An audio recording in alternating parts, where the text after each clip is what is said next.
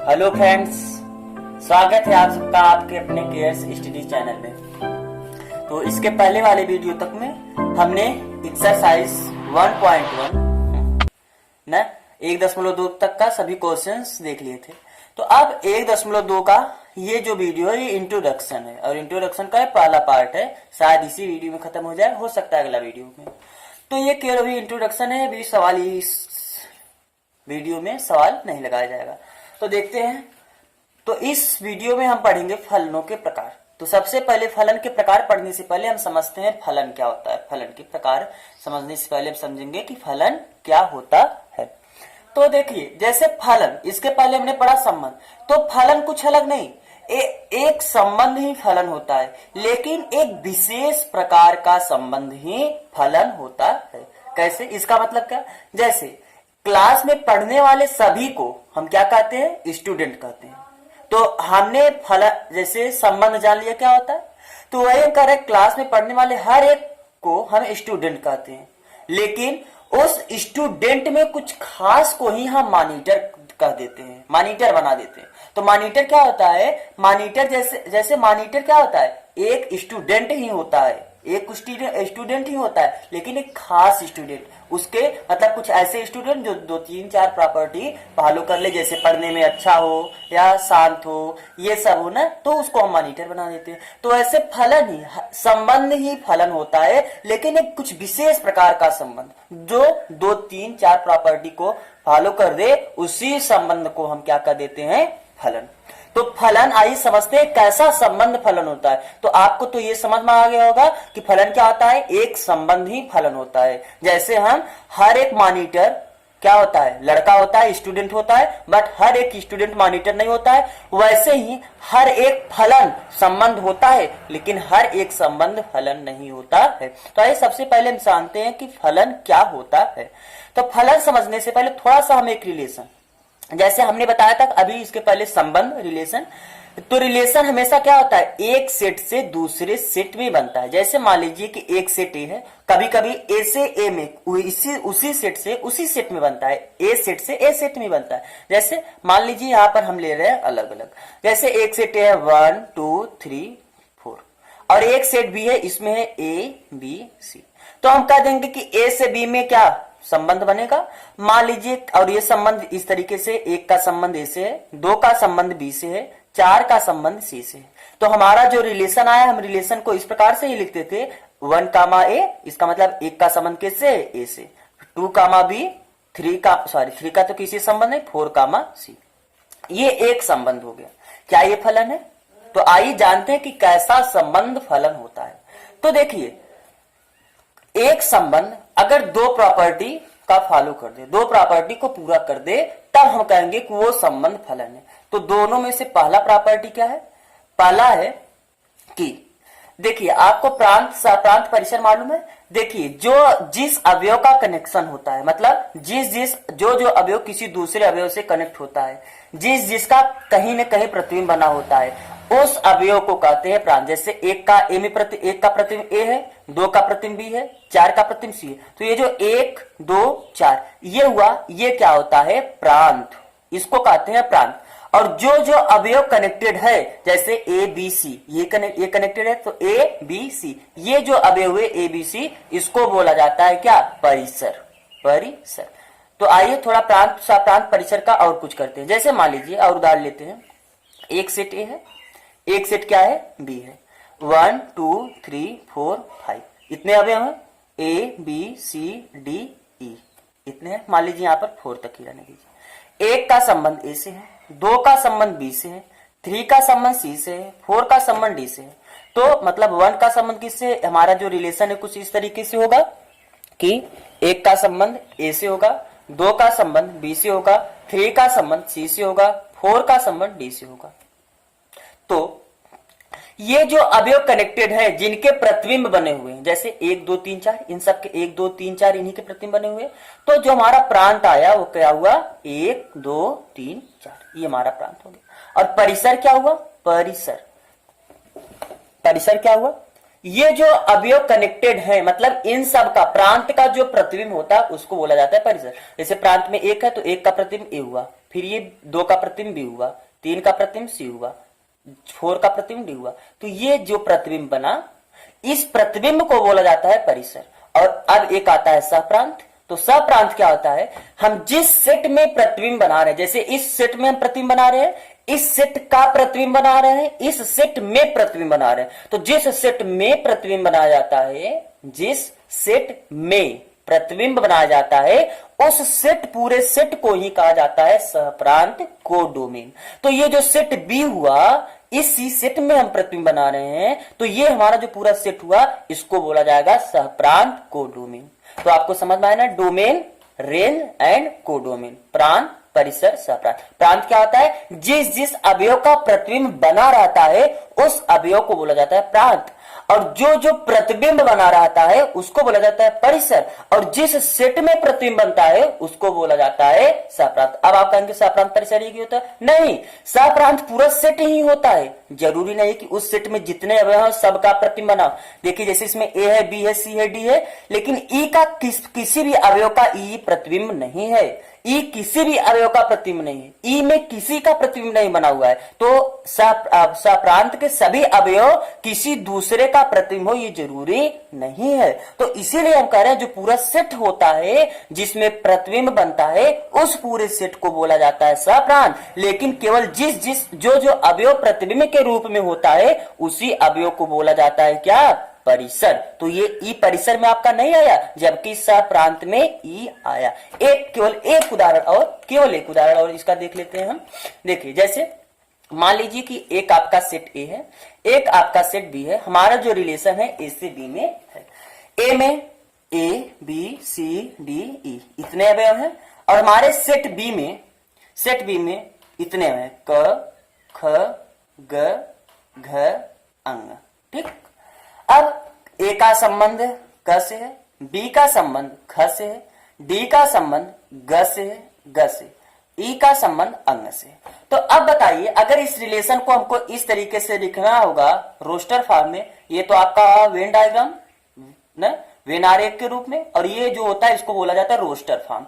तो बताइए इसमें हम कैसे लिखेंगे, एक का संबंध क से है, ये होगा, फिर बी का संबंध ख से है, इस प्रकार हो गया, फिर सी का संबंध ग से है, ये हो गया, फिर सी का संबंध ग से नहीं है, डी का संबंध ग से है ना, डी का संबंध ग से हुआ, ये डी है, डी का संबंध ग से हो गया, और ई का संबंध अंग से हो गया। जो ई है इसका संबंध किससे हो गया, अंग से। तो ये बताइए इसमें प्रांत सहप्रांत परिसर बताइए। तो प्रांत वही होते हैं जिसका प्रतिबिंब बने, जिसका प्रतिबिंब बने। तो किसका किसका प्रतिबिंब बन रहा है, ए का बन रहा है, बी का बन रहा है, डी का बन रहा है, ई का, सी का प्रतिबिंब नहीं बना, तो प्रांत में सी आपका नहीं आएगा। तो जो प्रांत होगा, प्रांत में कौन कौन आएगा, जिसका प्रतिबिंब बना। अगर आपको कभी ऐसा ना हो, ऐसा दिया रहे, तब आप केवल इसमें से देखिए, ए का प्रतिबिंब बना है, बी का, डी का, ई का, इसका मतलब ए बी डी ई, ये आपका प्रांत हो गया। सहप्रांत आपका क्या हुआ, सहप्रांत से पहले परिसर समझिए। परिसर आपका क्या क्या हुआ, परिसर जो जो प्रतिबिंब के रूप में हो, या जो प्रतिबिंब के रूप में हो, या प्रांत के अवयव का प्रतिबिंब, ऐसे ही कह सकते हैं। परिसर क्या होता है, प्रांत के अवयव का जो प्रतिबिंब होता है उसी के सेट को परिसर बोला जाता है, या जो जो प्रतिबिंब के रूप में। जैसे ये तो हमने बताया था ना, ये इमेज होता है, ये प्री इमेज होता है, इसका इमेज ये होता है, पहले का इमेज दूसरा होता है, पहले का इमेज दूसरा होता है। तो ये इमेज है, ये प्रतिबिंब है। तो जो प्रतिबिंब होता है उसको बोला जाता है परिसर। तो प्रतिबिंब कौन है, क, ये क्या है, ख ग और अंग, ये आपका प्रतिबिंब बना। तो प्रतिबिंब जो होता है उसी को बोला जाता है, उसी के सेट को बोला जाता है परिसर, या प्रांत का जो प्रतिबिंब होता है उसको बोला जाता है परिसर।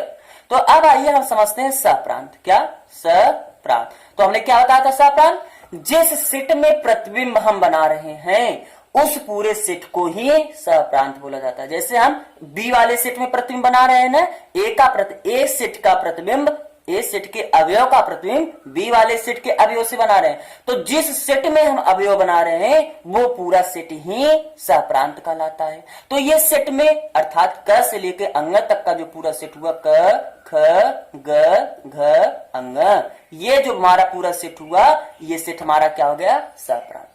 तो आपको प्रांत, परिसर, सहप्रांत, ये तीन चीज समझ में आया कि नहीं समझ में आया, चलिए ठीक है। तो अब आइए, अब हम देखते हैं कि फलन के प्रकार, फलन क्या होता है। तो हमने बताया था कि जो फलन होता है वो अगर दो कंडीशन को सेटिस्फाई कर दे तो वो फलन होता है।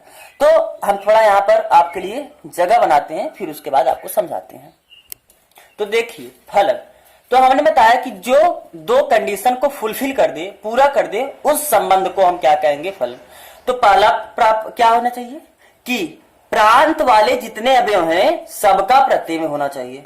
प्रांत वाले सेट के प्रत्येक, हर मतलब प्रत्येक ना, प्रत्येक अवयव का क्या होना चाहिए, प्रतिबिंब कहीं न कहीं, ऐसे समझ लीजिए, कहीं न कहीं प्रतिबिंब बनना चाहिए, कहीं न कहीं प्रतिबिंब बनना चाहिए। और दूसरा भी अभी हम इसको समझा रहे हैं ये क्या है। और दूसरा क्या होना चाहिए, दूसरा ये होना चाहिए कि एक अवयव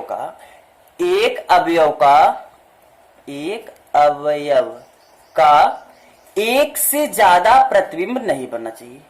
एक अवयव का एक से ज्यादा प्रतिबिंब नहीं बनना चाहिए, प्रतिबिंब नहीं बनना चाहिए। अब देखिए इसको हम समझते हैं ये क्या। जैसे हम इसमें ये आपको बताना है, जैसे मान लीजिए कि ये एक सेट ए है और आपका एक सेट ये बी है। हम इस सेट में 1 2 3 4 ये अवयव है और इस सेट में ए बी सी डी ई ये अवयव है। इसमें हमने प्रतिबिंब बनाया, जैसे एक का प्रतिबिंब ए से, 2 का प्रतिबिंब बी से, 3 का प्रतिबिंब सी से और 4 का प्रतिबिंब डी से। ठीक है, एक सेट ये हुआ। और अब एक हम दूसरा, एक सेट ए है, एक सेट बी है। इस सेट में 1 2 3 4 5 है। इस सेट में ए बी सी डी और ई है। ठीक है, अब इसमें हम प्रतिबिंब बना रहे हैं, एक का ए से, 1 का ए से, 2 का बी से, 3 का सी से, 4 का डी से और 4 का फिर किससे, ई से। ठीक है, हम आपके लिए 4 सेट बना रहे हैं। फिर एक सेट और, मतलब 4 प्रकार का रिलेशन बना रहे हैं। एक सेट है, संबंध हमारा जो है ए से बी में होगा 1 2 3 4 5 6 7 और उसके बाद या ऐसे बस केवल 5 तक, A B C D E F G. ठीक है, अब इसमें हमारा जो रिलेशन है 1 का ए से, 2 का सी से, 3 का डी से, 4 का बी से और 5 का ई से। आप इसी 3 में पहले समझते हैं। पहला क्या है, पहला हमारा जो कह रहा है कि जैसे ये तीनों, तो ये भी एक संबंध है, ये भी एक संबंध है, ये भी एक संबंध है। कैसा संबंध बता दिया ना कि ए का संबंध किससे है, बी में है। ए का संबंध किससे है, बी से। ए के अवयव का संबंध बी के अवयव से है। ये बताइए, तो पहला प्रॉपर्टी, पहला बात ये करा कि प्रांत वाले सेट के प्रत्येक अवयव का प्रतिबिंब होना चाहिए। मतलब जैसे ये प्रांत वाला सेट है, इसके हर एक अवयव का प्रतिबिंब बनना चाहिए, तभी वो सेट फलन होगा। क्या देखिए, हर का बन, प्रत्येक अवयव का प्रतिबिंब बना, यस, इसका भी सबका बना। यहाँ पर सबका बना है, 2 का 3 का 4 का बना, लेकिन 5 का नहीं बना। यहाँ पर यस सबका बना हुआ है। यहाँ पर एक हम और बता लें, ठीक है, यहाँ पर हर एक अवयव का प्रतिबिंब बना हुआ है, यहाँ पर भी हर एक अवयव का प्रतिबिंब बना, लेकिन यहाँ पर प्रत्येक अवयव का प्रतिबिंब नहीं बना। 5 एक ऐसा अवयव है जिसका प्रतिबिंब नहीं बना। तो पहले वाले प्रॉपर्टी से ही ये फलन नहीं हुआ, क्योंकि फलन के लिए दोनों प्रॉपर्टी, इनमें से एक नहीं, दोनों, अगर दोनों प्रॉपर्टी फुलफिल हो रहे हैं, दोनों प्रॉपर्टी का पालन हो रहा है, तब हम कहेंगे कि वह संबंध क्या है, फलन है। तो देखिए ये संबंध सब है, लेकिन ये पहले वाले प्रॉपर्टी मतलब हर एक अवयव का प्रतिबिंब नहीं बना, इसलिए ये क्या है, फलन नहीं हुआ। अब दूसरा प्रॉपर्टी क्या कर रहा है, एक अवयव का एक से ज्यादा प्रतिबिंब नहीं बनना चाहिए, मतलब एक का केवल एक ही प्रतिबिंब बनना चाहिए। मतलब एक लोग का एक ही बैंक बैलेंस होना चाहिए, एक ही बैंक में खाता खुलना चाहिए। एक लोग का 2 बैंक में खाता नहीं खुल सकता। जैसे यहाँ पर एक का एक ही जगह संबंध है, 2 का एक ही जगह संबंध है, 3 का एक ही जगह संबंध है, 4 का एक ही जगह संबंध है। लेकिन यहाँ पर एक का तो एक ही जगह है, 2 का केवल सी के पास है, 3 का केवल डी के पास है, लेकिन 5 का ई के पास भी संबंध है, 5 का एफ के साथ संबंध है। तो एक व्यक्ति का केवल और केवल एक जगह ही संबंध होना चाहिए। एक व्यक्ति, एक अवयव का 2 जगह संबंध नहीं होना चाहिए, मतलब एक का 2 प्रतिबिंब नहीं होना चाहिए। ठीक है। तो ये फलन नहीं हुआ किस प्रॉपर्टी से, दूसरे प्रॉपर्टी से। क्यों? क्योंकि एक लोग का दो जगह खाता खुल गया, एक का केवल एक ही जगह खाता खुलना चाहिए, एक लोग का केवल एक ही जगह संबंध होना चाहिए। तो इसमें देखिए ये हर एक अवयव का इसमें प्रतिबिंब बना है, प्रत्येक अवयव का प्रतिबिंब बना है, और हर एक अवयव का केवल और केवल एक ही जगह प्रतिबिंब बना हुआ है। एक का केवल एक जगह, दो का केवल एक जगह, तीन का केवल एक जगह, चार का केवल एक जगह। तो ये आपका संबंध भी है और फलन भी हो गया, लेकिन ये संबंध तो है किंतु फलन नहीं है। क्यों फलन नहीं है? क्योंकि एक अवयव का दो जगह संबंध हो गया, पहला बात। और दूसरा बात ये कि एक अवयव ऐसा है जिसका कहीं न कहीं प्रतिबिंब ही नहीं बना हुआ है, तो प्रत्येक अवयव का प्रतिबिंब बनना चाहिए, और एक अवयव का केवल एक जगह प्रतिबिंब बनना चाहिए, एक से ज्यादा जगह प्रतिबिंब नहीं बनना चाहिए। हाँ, दो लोग का एक ही जगह प्रतिबिंब बन सकता है। जैसे इसका उदाहरण लें, मान लीजिए एक सेट ए से हम बी में संबंध बना रहे हैं, जो हमारा ए सेट है और ये हमारा बी सेट, इसमें 1 2 3 4 इतने हैं अवयव है, और यहां पर मान लीजिए 5, और यहां पर ए बी सी डी है। तो हम क्या, एक का संबंध ए से है, दो का संबंध बी से है, 3 का संबंध बी से है, 4 का संबंध सी से है, 5 का संबंध डी से है। तो क्या ये संबंध फलन है? संबंध तो है, क्योंकि किसी संबंध क्या, ये भी संबंध है, केवल इसमें 1 2 3 कई अवयव है, यहाँ पर ए बी सी भी कई अवयव है, एक का संबंध ए से हो गया, ये भी संबंध हो गया, एक का संबंध एक किसी से हो गया संबंध।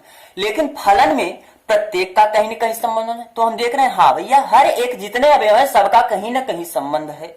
इसका मतलब पहले प्रॉपर्टी से तो ये फलन लग रहा है। अब दूसरे प्रॉपर्टी, एक का केवल एक जगह प्रतिबिंब होना चाहिए, एक का जो दो जगह प्रतिबिंब नहीं हो सकता।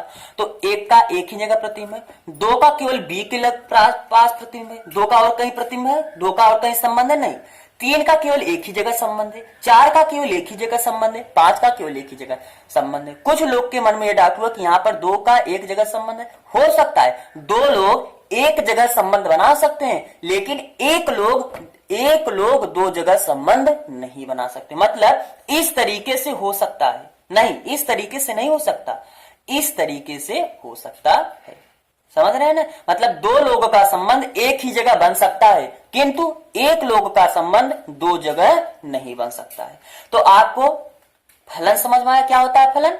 ऐसा संबंध फलन होता है जिसमें प्रांत वाले सेट के प्रत्येक अवयव का केवल और केवल एक ही प्रतिबिंब हो, एक से ज्यादा प्रतिबिंब न हो। तो ऐसे संबंध को हम क्या कहते हैं? फलन कहते हैं। तो आपको फलन समझ में आया? अब आइए हम देखते हैं फलन के प्रकार। तो हमारे प्रश्नावली में, एनसीईआरटी में 1.2 में केवल दो प्रकार का फलन है। पहला एकैकी, इसको बोला जाता है 1-1। अभी समझाएंगे क्या है 1-1। इसको बोला जाता है क्या? इंजेक्टिव। अच्छा, और दूसरा है आच्छादी या आच्छादक, इसको बोला जाता है सर्जेक्टिव। क्या बोला जाता है? सर्जेक्टिव।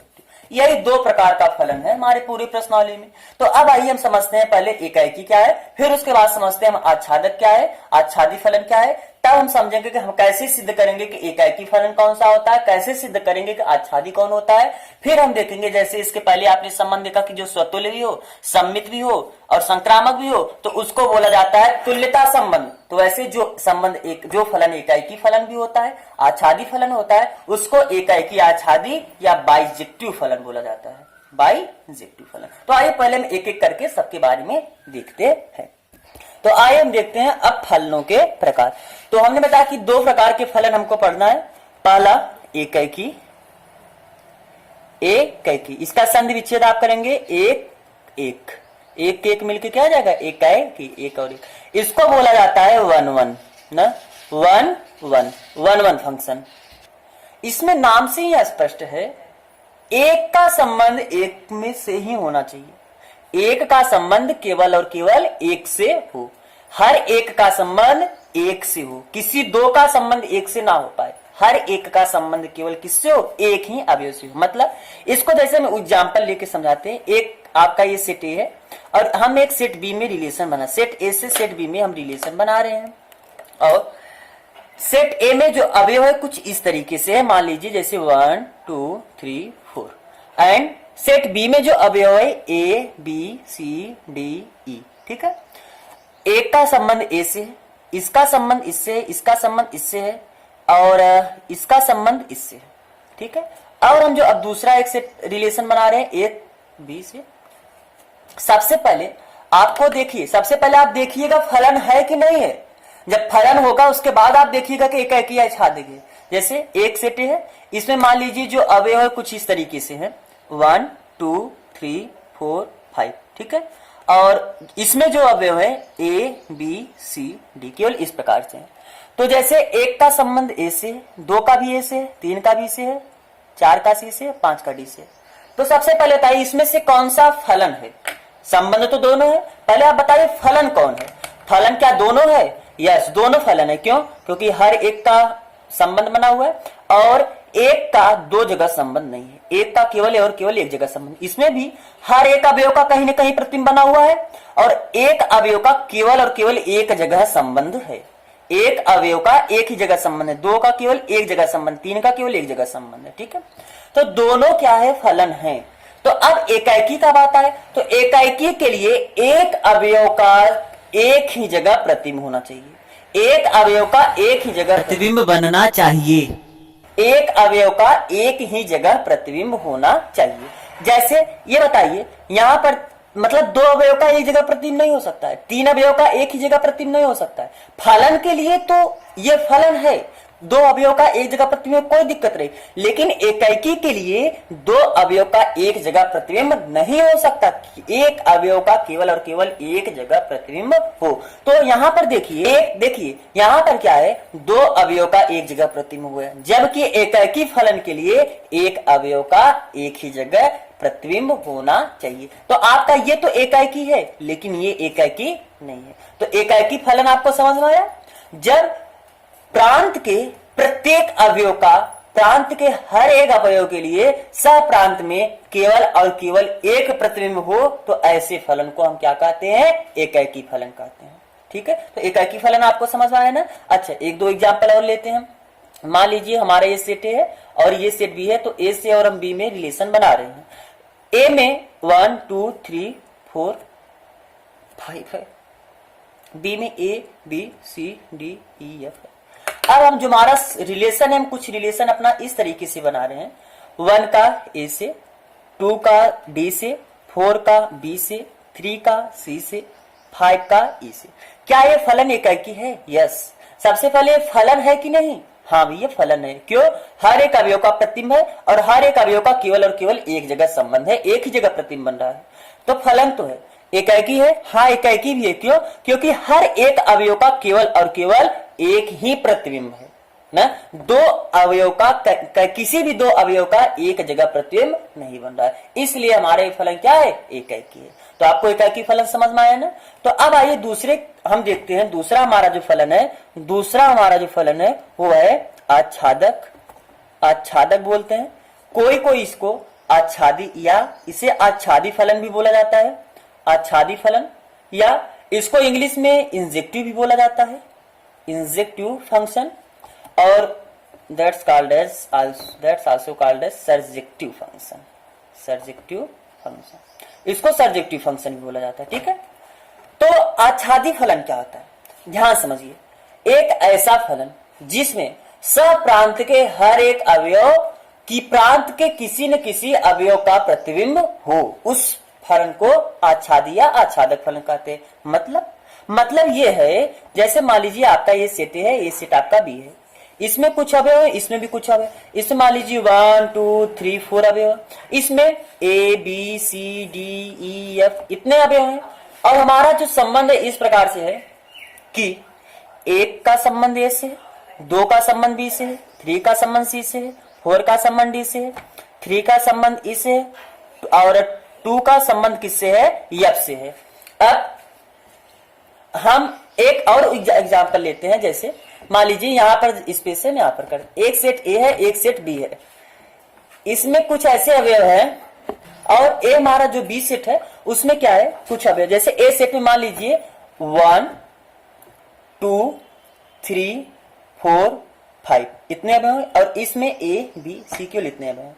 और इसमें हमारा जो संबंध बनाया गया कुछ इस तरीके से है, इसका इससे, इसका इससे, इसका इससे, इसका इससे, इसका इससे संबंध है B से। ठीक है, अब बताइए सबसे पहले क्या ये फलन है? पहले ये देखिए कि फलन है कि नहीं। हर एक अवयव का प्रतिबिंब बना है इसलिए ये फलन है। क्या दूसरा भी शर्त पूरा कर रहा है? दूसरा शर्त क्या होता है? एक अवयव का केवल एक जगह संबंध हो। यहां पर देखिए 2 का संबंध 2 जगह है, दो का संबंध B से भी है, और 2 का संबंध किससे? F से भी है। 3 का संबंध C से भी है, 3 का संबंध E से भी है। मतलब एक अवयव का 2 जगह संबंध हो गया, अर्थात ये फलन नहीं हुआ। दूसरा देखिए, इसमें हर एक अवयव का प्रतिबिंब बना है। यस, हर एक अवयव का प्रतिबिंब बना है। क्या एक का एक से ज्यादा प्रतिबिंब नहीं बना है? एक का एक जगह ही, 2 का भी केवल यही प्रतिबिंब है, 2 का और कोई प्रतिबिंब नहीं है ना। आपको ये देखना है इसका 2 प्रतिबिंब ना हो, 2 का प्रतिबिंब एक जगह बने, वो चल सकता है। अच्छा, 3 का एक ही जगह प्रतिबिंब है, 3 का और कहीं प्रतिबिंब नहीं है, ठीक है। 4 का और कहीं प्रतिबिंब नहीं, 5 का और कहीं, मतलब ये तो फलन है। क्या ये एकाएकी है? एकाएकी के लिए एक से ज्यादा अवयव का एक जगह प्रतिबिंब नहीं बनना चाहिए। लेकिन यहां पर देखिए बी किसका किसका प्रतिबिंब है? 2 का भी प्रतिबिंब है, 5 का भी प्रतिबिंब है।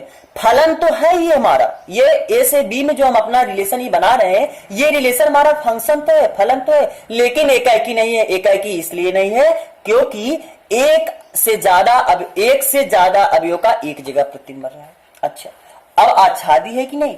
तो आच्छादी के लिए ऐसा फलन जिसमें सप्रांत के प्रत्येक अवयव किसी न किसी प्रांत के किसी न किसी अवयव का प्रतिबिंब हो, ऐसे फलन को हम क्या कहते हैं? आच्छादी फलन कहते हैं। मतलब सप्रांत के हर एक अवयव किसी न किसी से कनेक्टेड हो। जैसे ए किसी न किसी से कनेक्टेड है, बी किसी न किसी से कनेक्टेड है ना, यस, सी किसी न किसी से कनेक्टेड है, यस। तो ये आपका फलन भी था, हमने पहले देखा कि फलन भी था, और हमने देखा कि सप्रांत के प्रत्येक अवयव किसी न किसी से कनेक्टेड है, अर्थात तो यह हमारा फलन आच्छादी हुआ। तो एक ऐसा फलन आच्छादी होता है जिसमें सप्रांत के हर एक अवयव किसी न किसी से कनेक्टेड हो। तो आपको ये सब समझ में आ गया आच्छादी। 1-2 एग्जाम्पल और लेते हैं। तो अब आइए हम कुछ एग्जाम्पल लेते हैं, कई सारे एग्जाम्पल एक साथ लेते हैं, और वहां पर हम देखते हैं कौन फलन है, फिर कौन एकाएकी है, फिर कौन आच्छादी है, ये देखते हैं। तो आपको एकाएकी एक बार हम फिर बता दे रहे हैं। एकाएकी एक ऐसा फलन एकाएकी फलन होता है जहां पर एक से ज्यादा अवयव का एक जगह प्रतिबिंब ना हो। यहां पर है तो इसलिए एकाएकी नहीं है। एक से ज्यादा मतलब एक अवयव का केवल और केवल एक ही जगह प्रतिबिंब हो। प्रतिबिंब तो सप्रांत है, तो इसको किसी प्रकार से कुछ मतलब इस प्रकार का लैंग्वेज को यूज करते हैं, सही है, कोई गलत नहीं है, सब टीचर सही लैंग्वेज यूज करते हैं। ऐसे ये लैंग्वेज भी यूज किया जाता है, और ये शुद्ध लैंग्वेज तो यही है कि प्रांत के प्रत्येक प्रांत में आने वाले अवयव में हर एक अवयव का केवल और केवल सप्रांत में एक ही प्रतिबिंब बने। और आच्छादी के लिए यह है कि सप्रांत का प्रत्येक अवयव प्रांत के किसी न किसी अवयव से क्या हो? कनेक्टेड हो, या सप्रांत के प्रत्येक अवयव प्रांत के किसी न किसी अवयव का क्या हो? प्रतिबिंब हो। तो ये आपका लैंग्वेज है। तो लैंग्वेज से ज्यादा आपको लैंग्वेज नहीं पूछने वाला है, आप बस समझिए एकाएकी में क्या होता है कि 2 अवयव का एक जगह प्रतिबिंब नहीं बन सकता, और आच्छादी में क्या है कि सप्रांत के हर एक अवयव किसी न किसी का प्रतिबिंब या किसी न किसी से कनेक्टेड हो। लेकिन एकाएकी है या आच्छादी है, उससे पहले हम देखेंगे कि क्या फलन है। अगर फलन है तब जाके हम बताएंगे कि एकाएकी है कि आच्छादी है। अच्छा, और देखिए अगर कोई फलन एकाएकी भी है, इंजेक्टिव भी है, सर्जेक्टिव भी है, तो ऐसे फलन को बोला जाता है क्या? Bijective function. बाइजेक्टिव फंक्शन मतलब ऐसे फलन को एकाएकी आच्छादी फलन आच्छादी या एकाएकी आच्छादक फंक्शन या फलन बोला जाता है। तो आइए हम 4-5 एग्जाम्पल एक ही जगह लेते हैं, और फिर हम समझते हैं कि कौन फलन है, कौन एकाएकी है, कौन आच्छादी है। ठीक है, तो हम आपके लिए ये ए सेट है, ए से बी में प्रतिबिंब बना, ये भी ए सेट है, ए से मान लीजिए बी में प्रतिबिंब बना, यहाँ पर भी ए से बी में प्रतिबिंब बना, यहाँ पर भी ए से बी में प्रतिबिंब बना है। तो आपको बताना है कि कौन फलन है। सबसे पहले बताइए इसमें से कौन सेट फलन है। फलन के लिए हर एक का प्रतिबिंब बनना चाहिए, हर एक का प्रतिबिंब है, हर एक का प्रतिबिंब है, देख रहे हैं हम, हर एक का कहीं न कहीं प्रतिबिंब बना। दूसरा कंडीशन, एक का एक से ज्यादा जगह प्रतिबिंब नहीं बनना चाहिए। तो एक का केवल एक ही जगह है, देख लीजिए, एक का केवल एक ही जगह प्रतिबिंब है। एक का दो जगह प्रतिबिंब नहीं है ना, एक का केवल एक ही जगह प्रतिबिंब बन रहा है, एक का केवल एक ही जगह प्रतिबिंब बन रहा है, एक का केवल एक ही जगह प्रतिबिंब बन रहा है। एक का दो जगह प्रतिबिंब मतलब एक का दो जगह प्रतिबिंब नहीं बनना चाहिए। ऐसे एक अवयव का दो जगह प्रतिबिंब नहीं बन सकता, तो यहाँ पर एक का एक ही जगह निकल रहा है। तो सब देखे कि इसमें जो चारों है, चारों संबंध हमारा फलन होगा एकाकी। आइए देखते हैं क्या ये फलन एकाकी है। हर एक एकाकी में क्या होता है, दो का एक जगह प्रतिबिंब नहीं बनना चाहिए, तो दो का तो एक ही जगह प्रतिबिंब हो गया, तो एकाकी नहीं। क्या ये आच्छादी है? आच्छादी में क्या होता है, मान लीजिए यहाँ पर एक अवयव डी भी रख दीजिए, क्या ये आच्छादी है? नहीं, आच्छादी इसलिए नहीं है क्योंकि यहाँ पर सप्रांत के प्रत्येक अवयव किसी न किसी से कनेक्टेड नहीं है। मतलब डी एक ऐसा देखिए अवयव है जो किसी से कनेक्टेड नहीं है। सब इसमें जितने भी अवयव है ना, किसी न किसी से कनेक्टेड होने चाहिए। तो ये देख रहे हैं किसी से कनेक्टेड है, मतलब ये क्या है, आच्छादी भी नहीं हुआ। ये फलन एकाकी है, हाँ फलन तो है, अब एकाकी भी लग रहा है। क्यों? क्योंकि ऐसा कोई हमको दो अवयव नहीं दिख रहा है जिसका प्रतिबिंब एक ही जगह हो, हर का अलग अलग जगह प्रतिबिंब है।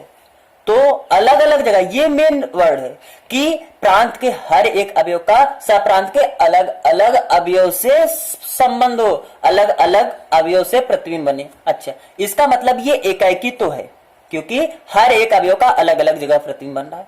अब क्या है आच्छादी है? आच्छादी तब होता जब इस सेट के सारे अवयव किसी न किसी से कनेक्टेड होते। तो ई देख रहे हैं ऐसा अवयव जो किसी से कनेक्टेड नहीं है, सो ये आच्छादी नहीं हुआ। अच्छा, ये एकाकी है, हाँ एकाकी तो है क्योंकि सब का कहीं न कहीं प्रतिबिंब बना है ना, लेकिन एकाकी नहीं है क्योंकि दो अवयव का एक जगह प्रतिबिंब बन गया। अलग अलग, हर का अलग अलग जगह प्रतिबिंब बनना चाहिए, तो अलग अलग प्रतिबिंब नहीं बना, तो ये एकाकी तो नहीं है। क्या आच्छादी है? आच्छादी के लिए हमको बस ये सप्रांत देखना है, प्रांत छोड़ो। आच्छादी के लिए केवल हमको क्या देखना है, सप्रांत। सप्रांत हर एक से कनेक्टेड है, हर एक अवयव सप्रांत का कनेक्टेड है, तो आच्छादी है। ये एकाकी है, यस, हर का अलग अलग जगह प्रतिबिंब है, एकाकी है। आच्छादी है, हाँ जितने भी अवयव ई एफ जी एच है ना, हर एक अवयव कनेक्टेड है, मतलब ये क्या है, आच्छादी है। तो ये फलन ना तो एकाकी हुआ ना तो आच्छादी हुआ। ये एकाकी तो है लेकिन आच्छादी नहीं, ये एकाकी नहीं है लेकिन आच्छादी है, ये एकाकी भी आच्छादी है। तो जब कोई फलन एकाकी और आच्छादी दोनों होता है तो उसको क्या बोला जाता है, बाइजेक्टिव फंक्शन ना, या उसको क्या बोला जाता है, एकाकी आच्छादी या आच्छादक, कुछ भी बोलिए, एकाकी आच्छादी फलन। तो हमारा ये जो फलन हुआ एकाकी और आच्छादी फलन हुआ। तो अब देखिए, अब हमको सवाल में तो हर जगह ऐसे नहीं मिलेगा कि आप वेन डायग्राम बना के बस दिखा दिखा के बता दीजिए, हमको सिद्ध करना पड़ेगा। तो आइए सबसे पहले हम कैसे सिद्ध करेंगे कि कोई फलन एकाकी होगा। तो उसके लिए कुछ नहीं, आप कक्षा 10 में कुछ सवाल लगाते थे, जैसे √5 एक अपरिमेय संख्या है, सिद्ध करना होता था कि ये क्या है, एक अपरिमेय संख्या है। तो आपको कैसे करते थे, माना कि यह एक परिमेय संख्या है, जो सिद्ध करना होता था आप उसके उल्टा ही मानते थे, कॉन्ट्राडिक्शन मेथड से, विरोधाभास प्रक्रिया से करते थे ना। ये एक क्या है, परिमेय संख्या है, सबसे पहले उल्टा मान लेते थे, फिर लास्ट में आप परिमेय संख्या, इसको पूरा अपना दम लगा देते थे परिमेय संख्या सिद्ध करने के लिए, लेकिन लास्ट में कह देते गलत हो रहा था, नहीं सिद्ध कर पाते थे परिमेय संख्या। मतलब जब नहीं सिद्ध कर पाए ये परिमेय संख्या तो क्या हो जाता है कि यह अपरिमेय संख्या है, मतलब हमने जो परिमेय संख्या इसको मान के चला था वो क्या है, गलत है। तो वही हम एकाकी फलन सिद्ध करने के लिए सेम यही मेथड अपनाएंगे।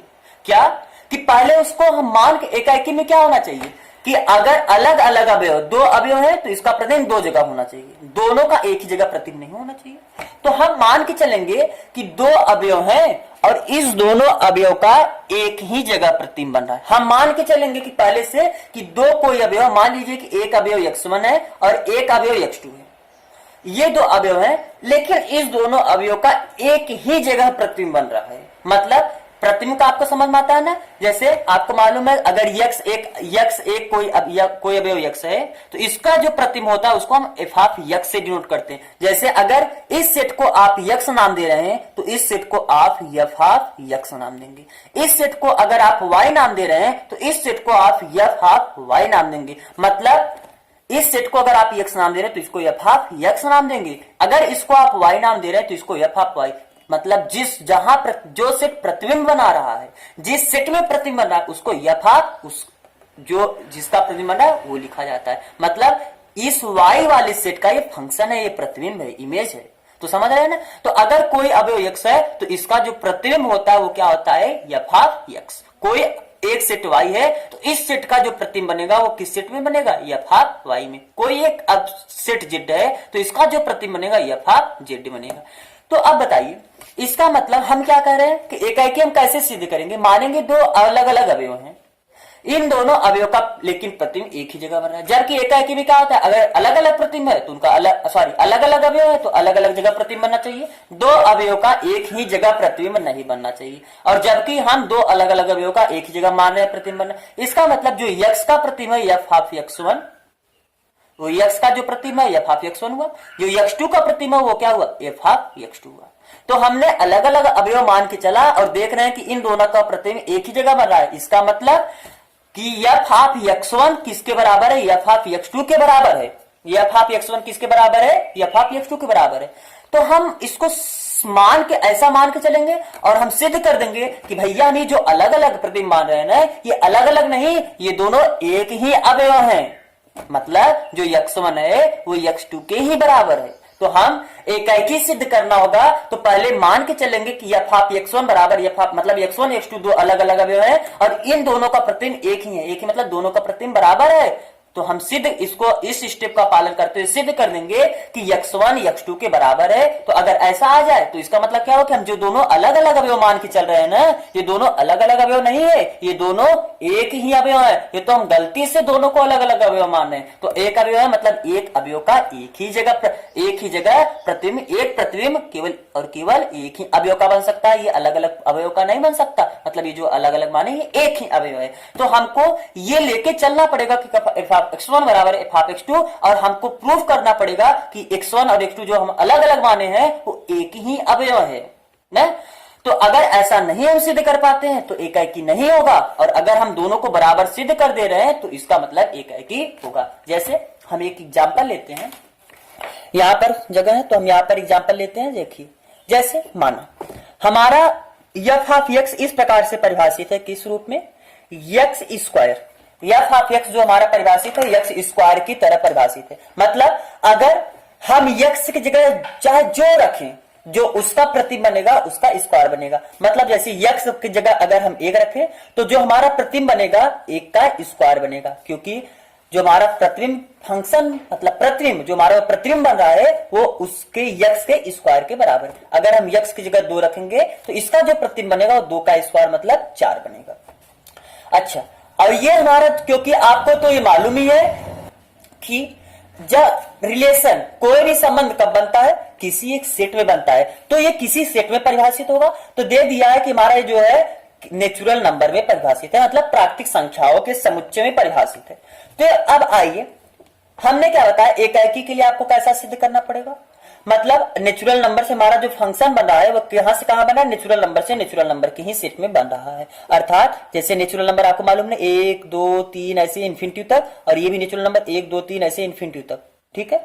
तो ये भी नेचुरल नंबर है और नेचुरल नंबर से नेचुरल नंबर में हम अपना फंक्शन बना रहे हैं, रिलेशन बना रहे हैं। तो हमारा रिलेशन किस तरीके से बन रहा है, जिस अवयव का किसी भी अवयव का प्रतिबिंब उसके स्क्वायर की जगह उसके स्क्वायर के पास बन रहा है। तो 1 का प्रतिबिंब 1 के स्क्वायर 1, 2 का प्रतिबिंब 2 के स्क्वायर 4, 3 का प्रतिबिंब 3 के स्क्वायर 9, ऐसे ऐसे जगह बनेगा।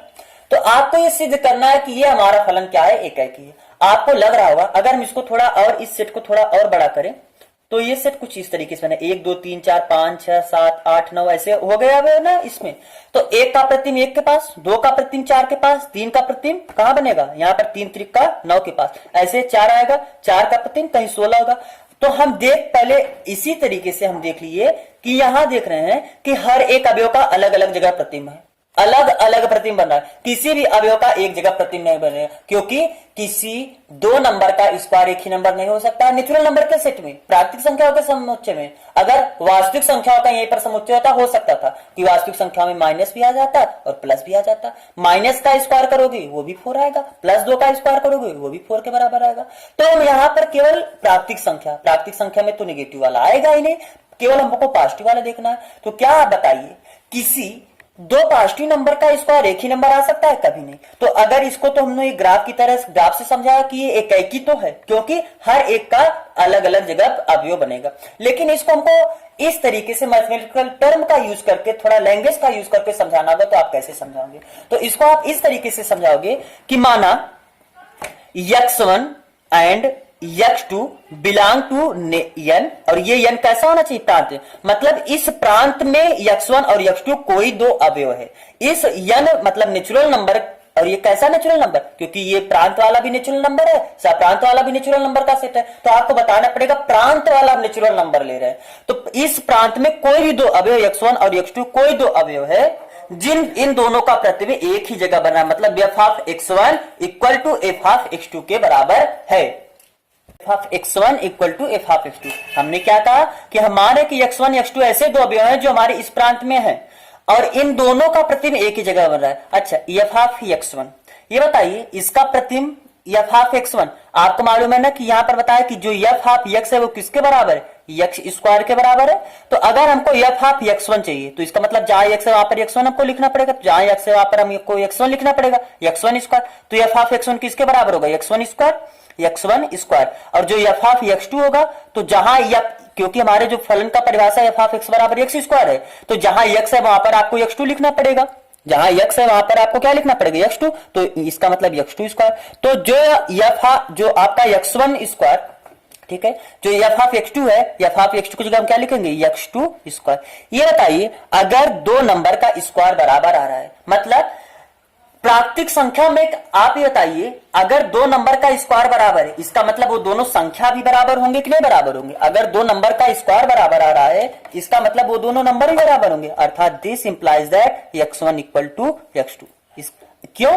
अभी आपको हमने यहां पर समझाया था ना कि अगर दो नंबर का स्क्वायर, जैसे 4, ये किसका स्क्वायर है? किस प्राकृतिक संख्या का स्क्वायर है? 2 का ही। फिर से हम पूछे 4 किसका? तो 2 का ही। हमेशा 4 केवल प्राकृतिक संख्याओं में एक ही नंबर का स्क्वायर हो सकता है। 9 केवल 3 का स्क्वायर हो सकता है, और किसी का स्क्वायर होगा? तो अगर दो नंबर का स्क्वायर बराबर है, इसका मतलब दोनों संख्या भी बराबर है। तो हम दोनों जो संख्या अलग अलग माने थे वो अलग अलग नहीं भैया, एक ही है। तो ये आपका अतः हमारा जो फलन है क्या है? एकाकी है। तो आपको एकाकी के लिए केवल पूरे प्रश्नावली में केवल यही स्टेप आपको फॉलो करना है कि x1 x2 दो ऐसे अवयव हैं जो हमारे प्रांत में हैं, प्रांत में दो अवयव हैं, और इन दोनों का प्रतिबिंब हम पहले मान के चलेंगे कि इन दोनों का प्रतिबिंब, इन दोनों अवयव का प्रतिबिंब क्या है? बराबर आ रहा है। f ऑफ x1, इसका मतलब f ऑफ x1 का मतलब f ऑफ x2, और हम इनकी सहायता से सिद्ध करेंगे कि x1 भैया x2 के इक्वल है। जो अलग अलग मान रहे हैं अलग अलग नहीं है, वो दोनों एक ही अवयव हैं। दो अगर प्रतिबिंब बराबर है तो दोनों अवयव भी बराबर होंगे, अतः हमारा फलन क्या होगा? एकाकी होगा। और आच्छादी के लिए आपको क्या सिद्ध करना पड़ेगा? आच्छादी के लिए आपको केवल ये बताना पड़ेगा, ये आपको सिद्ध करना पड़ेगा कि सप्रांत के जितने अवयव किसी न किसी से कनेक्टेड है। अब आपको जैसे इसी क्वेश्चन में आप क्या ये आच्छादी था, देखिए जैसे इसको देखेंगे तो इसमें आपको पता चलेगा कि 2 3 5 7 8 ये सारे ऐसे अवयव हैं जिसका कहीं प्रतिबिंब ही नहीं बन रहा है। तो आप केवल बता दीजिए, जैसे आपको लग गया ना। आच्छादी के लिए पहले आपको फील करना पड़ेगा, आच्छादी के लिए पहले आपको क्या करना पड़ेगा? फील करना पड़ेगा। तो पहले अगर आपको हमको देखे ना कि भैया स्क्वायर हमारा जो प्रतिबिंब होगा, जो पूर्ण वर्ग होगा वही प्रतिबिंब बन रहा है, और हमारे नेचुरल नंबर बहुत सारे ऐसे अवयव हैं, जैसे 2 हुआ, ये पूर्ण वर्ग नहीं हुआ, किसी का वर्ग नहीं बनेगा। 3 किसी का वर्ग नहीं है, 5 किसी का वर्ग नहीं, किसी नेचुरल नंबर का वर्ग नहीं है, 6 किसी नेचुरल नंबर। तो आप केवल बता दीजिए कि देखिए केवल एक अवयव कि 2, जैसे यहाँ पर 2 है, किसी का वर्ग नहीं है ना, तो आप बता दीजिए कि ये 2 है हमारे नेचुरल नंबर। और कैसे नेचुरल नंबर? सह प्रांत में। ये हमारे सह प्रांत में तो है, लेकिन ये किसी भी अवयव का क्या है? प्रतिबिंब नहीं है। तो यहाँ पर हमको लग रहा है कि कुछ कम समझ में आ रहा है, तो हम पूरा एक अच्छे से जगह बनाते हैं, फिर आपको कुछ 2-3 उदाहरण लेके आपको आच्छादी और एकाकी फलन सिद्ध करना बताते हैं। तो हम क्वेश्चन लेते हैं, तो हम 2-3 क्वेश्चन लेते हैं। मान लीजिए कि एक फंक्शन है, हमारा जो फंक्शन है वो नेचुरल नंबर से नेचुरल नंबर में है, ठीक है। अच्छा, और हम यहीं पर एक फंक्शन ले रहे हैं कि रियल नंबर से रियल नंबर में है, ठीक है। और इस फंक्शन के लिए हमारा जो f ऑफ x है वो भी x स्क्वायर के बराबर, और यहां पर भी हम जो f ऑफ x है वो x स्क्वायर के बराबर है। तो अब हमको बताना है कि कौन सा फलन, ये फलन एकाकी है की आच्छादी है, क्या बताना। फिर इसको हल करने के बाद हम इसको देखेंगे कि ये एकाएकी है कि आच्छादी। सबसे पहले इसको हम देखते हैं, सबसे पहले किसके लिए देखते हैं हम, एकाएकी के लिए। ठीक है, तो एकाएकी के लिए हमने बताया ना आपको कैसे सिद्ध करना पड़ेगा, आपको कुछ इस तरीके से सिद्ध करना पड़ेगा। आपको मानना पड़ेगा कि माना ये होता है प्रांत और ये होता है सप्रांत, जिसमें से प्रतिबिंब बनता है उस पूरे सेट को प्रांत बोला जाएगा।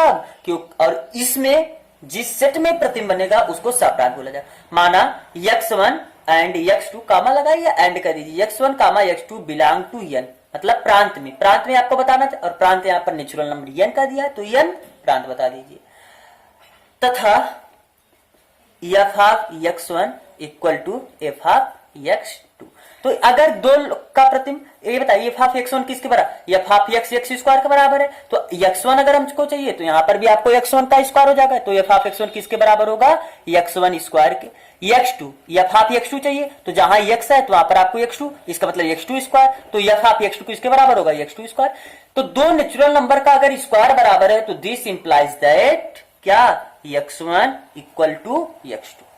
तो हम बताए थे आपको ना कि x1 f ऑफ x1 बराबर f ऑफ x2 आप लेके चलिए और आप सिद्ध कर दीजिए कि x1 x2 के बराबर है, तो इसका मतलब आपका फलन कैसा है, एकाएकी। तो बता देंगे कि अतः हमारा फलन क्या है, एकाएकी है। अब आच्छादक के लिए देखिए ऐसा कुछ बात नहीं है। आप आच्छादक के लिए थोड़ा सा हल्का सा, हम कई बार मान लिए ग्राफ, तो सॉरी वो ग्राफ नहीं, वो आरेख है, वेन डायग्राम है, उसको बोला था वेन डायग्राम, मतलब वेन आरेख। तो ये आरेख है। तो आपका जो फंक्शन है नेचुरल नंबर से नेचुरल नंबर, इसमें भी सारे प्राकृतिक संख्या है, इसमें भी सारे प्राकृतिक संख्या है। तो आपका जो प्रतिबिंब है वो क्या प्रतिबिंब आपका बन रहा है, एक्स स्क्वायर, मतलब किसी नंबर का स्क्वायर। तो जो स्क्वायर नहीं होगा उसमें कैसे प्रतिबिंब बनेगा, जैसे यहां पर 1 2 3 4 5 6 ऐसे हैं, यहां पर भी 1 2 3 4 5 6 ऐसे सब है नेचुरल नंबर। तो ये तो किसी का स्क्वायर नहीं है, ये 3 भी किसी का स्क्वायर नहीं है, 4 मान लीजिए 2 का स्क्वायर है, 5 किसी का स्क्वायर नहीं है, 6 किसी का स्क्वायर नहीं है, 7 किसी का स्क्वायर नहीं है। तो ये सारे ऐसे अवयव हैं जहां जो किसी का तो प्रतिबिंब होगा ही नहीं। तो चूंकि आच्छादक फलन के लिए सप्रांत के सारे अवयव किसी न किसी से कनेक्टेड होने चाहिए, जबकि हम देख रहे हैं 2 3 5 6 7 8 ये किसी से कनेक्टेड नहीं होंगे। तो आप बता देंगे, ये तो पहले आपने फीलिंग किया, ये आपने पहले खुद से समझा, पहले आप खुद फील कीजिए कि आच्छादक है कि नहीं।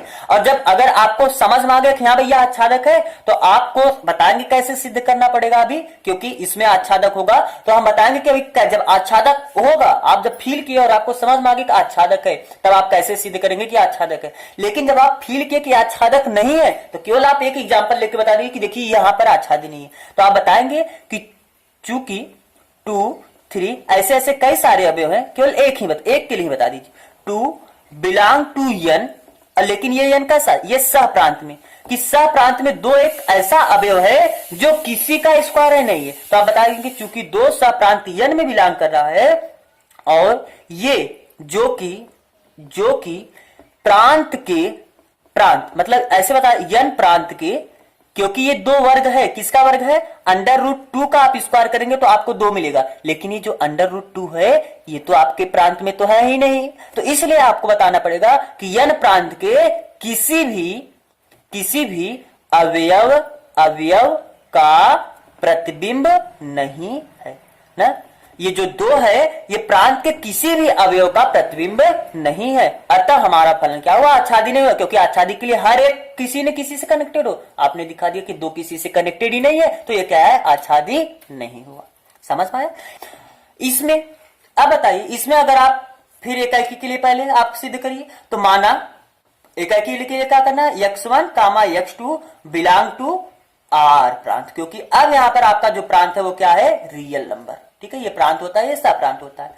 तो यदि f of x1 equal to f of x2, यदि ऐसे f ऑफ x1 बराबर x2, तो f ऑफ x1 किसके बराबर होगा, x1 स्क्वायर के, और f ऑफ x2 किसके बराबर होगा, x2 स्क्वायर के। But this not implies that, या this implies that x1 does not equal to x2। क्यों, अब यहां पर कहेंगे करे 2 नंबर का स्क्वायर बराबर, तो ये कुछ लोग ये स्क्वायर ऐसे काट देंगे, कह देंगे x1 बराबर x2 है। नहीं, स्क्वायर कटता नहीं है। आप देखिए इसके लिए दिस इंप्लाइज दैट, आप ऐसे कर सकते, this implies that x1 equal two plus minus x2। तो अगर जब x1 प्लस x2 के बराबर है तब तो आपका x1 बराबर है x2, लेकिन जब x1 बराबर माइनस x2 यहां तो नहीं बराबर है, this implies that x1 not equal to x2। अच्छा, या हमने प्लस माइनस आप समझ रहे हैं ना कि स्क्वायर में प्लस माइनस आता है, लेकिन ये माइनस यहां पर भी आप प्लस माइनस एक स्टेप में आप प्लस माइनस कर सकते थे, लेकिन आप बताएंगे कि माइनस x1 यहां पर माइनस x2 हम नहीं लेंगे। क्यों? क्योंकि माइनस जो है वो तो नेचुरल नंबर में आता ही नहीं, लेकिन यहां पर जो ऋणात्मक संख्या है वो तो हमारे रियल नंबर के समुच्चय में आता है, क्योंकि रियल नंबर में निगेटिव नंबर आता है कि नहीं आता है, तो इसलिए निगेटिव वाला यहां पर होगा। और बताइए, क्या कभी कोई नंबर किसी दूसरे निगेटिव नंबर के बराबर हो सकता, कोई एक पॉजिटिव नंबर किसी दूसरे निगेटिव नंबर के बराबर हो सकता है? कभी नहीं। तो अर्थात यहां पर x1 does not equal to x2, तो हमारा फलन क्या हुआ? अच्छा, एकाएकी नहीं हुआ। अब आच्छादी के लिए आप कैसे बताएंगे? पहले फील कीजिए कि क्या हर एक अवयव, क्योंकि आच्छादी के लिए आपको ये सप्रांत वाले, ये तो प्रांत हुआ, ये सप्रांत हुआ, आपको ये वाला देखना कि ये किसी का प्रतिबिंब होगा कि नहीं होगा। तो चाहे निगेटिव वाला, ये बताइए पॉजिटिव में चाहे जो, जैसे 1 है, 2 है, 3 है, 4 है, 5 है, ये सारे प्रतिबिंब है कि नहीं किसी न किसी के। जैसे 1 है, ये किसका प्रतिबिंब होगा? अंडर रूट 1 का, अंडर रूट 1 मतलब 1 का, तो 1 इसमें होगा। 2 किसका प्रतिबिंब होगा? अंडर रूट 2 में, तो अंडर रूट 2 तो रियल नंबर में, सॉरी यहाँ पर 1 के नीचे अंडर रूट 2 रियल नंबर में आएगा कि नहीं आएगा? क्योंकि रियल नंबर में सारे पॉजिटिव नंबर आ सकते हैं। वास्तविक संख्या केवल सम्मिश्र संख्या नहीं आती, सम्मिश्र संख्या मतलब रूट के अंदर निगेटिव वाली संख्या है। तो यहां पर हम देख रहे हैं कि सारे अंडर रूट वाले संख्या तो आएंगे ही आएंगे। अब ये बताइए 4 है या 3 किसका स्क्वायर होगा? अंडर रूट 3 का, तो अंडर रूट 3 भी आएगा। 4 2 का स्क्वायर होगा, 5 अंडर रूट 5 का स्क्वायर होगा, तो ये सारे तो आ रहे। लेकिन ये बताइए जब निगेटिव में आप चलेंगे, जैसे -2, -3, -4, ये सभी तो आपके रियल नंबर में है, क्या ये किसी के स्क्वायर है? -2 किसी के स्क्वायर है? -2 किसका? अंडर रूट -2, सॉरी, अगर रूट का अंदर -2 का स्क्वायर करेंगे तब -2 बचेगा, तो रूट के अंदर -2 तो समृद्ध संख्या हो गई, कॉम्प्लेक्स नंबर हो गया, तो रियल नंबर में आएगा ही नहीं। तो फिर हम देख रहे हैं कि जो -2 है ये भी प्रांत के किसी अवयव का प्रतिबिंब नहीं है। क्यों? क्योंकि -2 किसी अवयव का स्क्वायर है ही नहीं। किसी नंबर का आप स्क्वायर करेंगे निगेटिव में आएगा? नहीं आएगा। कॉम्प्लेक्स नंबर का स्क्वायर करेंगे तो निगेटिव आ सकता है, आता है, लेकिन कॉम्प्लेक्स नंबर तो हमारे पास है नहीं, हमारे पास रियल नंबर वास्तविक संख्याओं का समुच्चय है। अतः क्या हुआ कि ये फलन भी आच्छादी नहीं। ये तो आप केवल फील कीजिए अपने मन से, रफ पे बना के ये फील कीजिए, या फेर पे वही एक तरफ रफ कीजिए, कोई बात नहीं। तो आप इसको लिखेंगे कैसे कि फिर वैसे कि -2 बिलोंग टू n सप्रांत के लिए, सप्रांत के लिए n प्रांत का कोई भी ऐसा अवयव नहीं है, कोई भी ऐसा अवयव नहीं है जिसका प्रतिबिंब -2 है। तो आपको ये समझ में आया ना? तो अब यहाँ पर हमने ये भी एक अपने मन से लिया था, हमने सोचा कि ये आच्छादक बन जाए, लेकिन ये भी आच्छादक नहीं बना, और ये भी हमने देखा कि ये भी आच्छादक नहीं हुआ। तो अब क्वेश्चन में हम आपको बताएंगे कि आच्छादी कैसे हम प्रूफ करेंगे। तो हमने ये बता दिया कि अगर जब आच्छादी नहीं होगा तो आप कैसे लिखेंगे, और एकाएकी जब नहीं होगा तब आप कैसे लिखेंगे, एकाएकी होगा तब कैसे लिखेंगे। बस हमको अब ये बताना रह गया है कि जब आच्छादक होगा तब आप कैसे लिखेंगे, क्योंकि आच्छादक जब नहीं होगा तब तो हमने बता रहा है कि आप कैसे लिखेंगे। अब हमको ये बताना है कि जब आच्छादक होगा तब कैसे लिखेंगे। तो वो अब कल हम क्वेश्चन सीरीज करेंगे, तो क्वेश्चन अपना प्रश्नावली 1.2 का क्वेश्चन कल से स्टार्ट करेंगे। तो वहां पर हम आपको बताएंगे फिर से, जो नहीं इसमें आपको अगर जहां डाउट है वो डाउट आपका वहां पर क्लियर हो जाएगा। तो आज के लिए बस इतना ही, ठीक है। अगर आपको ये वीडियो अच्छा लगा प्लीज लाइक करिएगा, कमेंट करिएगा एंड फ्रेंड्स के साथ शेयर करिएगा, और प्लीज चैनल को सब्सक्राइब करिएगा। धन्यवाद, थैंक यू।